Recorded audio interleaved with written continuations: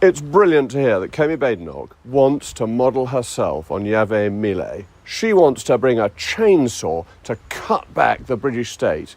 Now you know me, you've seen me before. If I were to stand here with a chainsaw, you'd think I was a complete poser. You can go on to the government website. It's gov.uk, departments, agencies and public bodies. Send in the comments your suggestions for which public bodies can be got rid of. When you look through, there are 609 results found.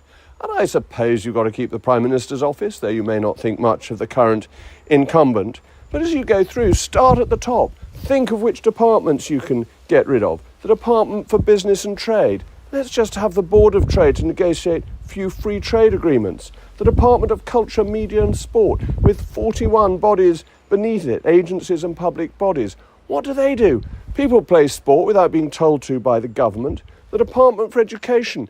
Let school children be taught by schools and stop the top-down, heavy intrusion of politicised education that you're getting from Bridget Phillipson. DEFRA, they epitomised the line popularised by Ronald Reagan, I'm here from the government and I'm here to help. The Department for Science, Innovation and Technology. When's the government ever done anything on innovation? We have to keep the Department for Work and Pensions. Department of Health is necessary too. And we'd better have a few diplomats in the Treasury. But there's so much that we can get rid of. Go down, scroll down just a little to the 416 agencies and public bodies. What do they all do? What is the Academy for Social Justice? Active Travel England. The Administration of Radioactive and Substances Advisory Committee. Well, it's clearly important to do something about radioactive substances, but do you really need an advisory committee on that? Or an advisory committee on animal feedstuffs? I would have thought farmers know best what animals need to have.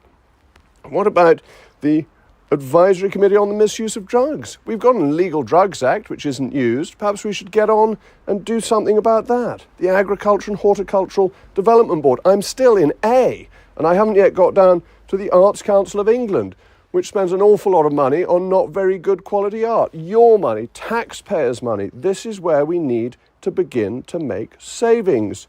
The Biometrics and Surveillance Camera Commissioner. What does he do or she do? Who is it? What is it? Why is it?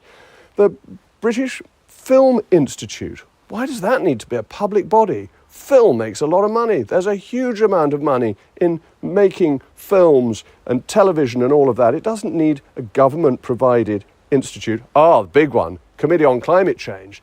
Get rid of that. Get rid of the Climate Change Act. You save billions. Get rid of the £20 billion that is going to be spent on carbon capture and storage. A complete waste of money. Let's get back instead to drilling for oil and using our natural resources that we've already got. It goes on and on and on. The Dartmoor National Park Authority. I thought that all belonged to the Duchy of Cornwall. Surely they can manage that for free.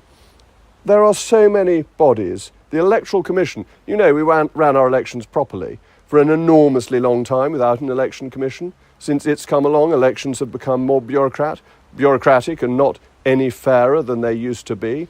Why don't we get rid of that? Go back to where we were before the Political Parties and Elections Act that Blair brought in, one of Blair's unnecessary changes.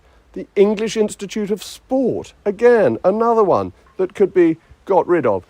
And this list is so long, I obviously can't read them all out. But do, as I say, have a look. See what you would get rid of. UKRI, the UK Research Institute, £20 billion a year you could get rid of. Save the money. Ofcom, which now regulates the internet, which is quite unnecessary. You want to have an internet that is a bastion of free speech. Ofcom hates free speech, as we know. It always is looking to try and clamp down on people saying what they think in its lefty view of what due impartiality is. Let's just get rid of it. This is why it's so exciting about what Kemi has said, because what we're talking about is not business as usual. It's finally recognizing that the state is out of control. It does too much, it does it badly. To do this, it taxes us too highly. If we want to get back to a pro-growth, efficient economy, we need the government to spend less. And when we begin to make savings, the savings have to come first of all on that which is wasteful. I'm not saying we won't need to put up the pension age. I think we will. But before we put the pension age up, we need to remove the fat. We can't hit older people who've worked for decades, before we have cut out that which is unnecessary, is OTOs. And that's where looking at these quangos must be the starting point. Can we go as far as Milei? ¡Viva la libertad, carajo!